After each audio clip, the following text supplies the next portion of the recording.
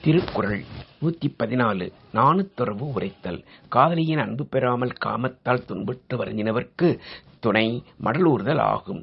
அதாவது பனை உலையால் செய்யப்பட்ட குதிரையில் ஏறி ஊராரிடம் சென்று தெரியப்படுத்துதல் ஆகும்.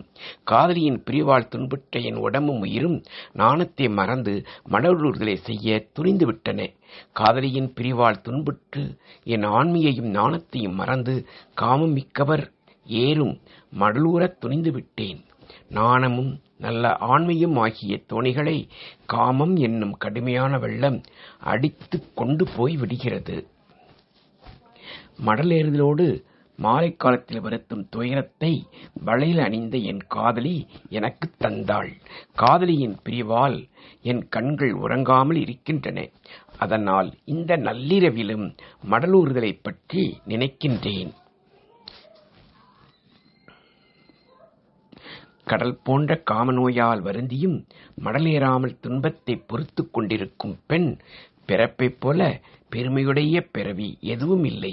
காதலன் நெஞ்சை நிறுத்தும் ஒழுக்கம் இல்லாதவர், காமம் மிக்கவர் என்பது மன்றத்திலும் வெளிப்படுகின்றதே என காதலி வருந்துகிறாள்.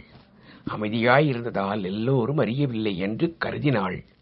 ஆனால் அவளுடைய காமம் தெருவில் மயங்கிச் சுழல்கிறது.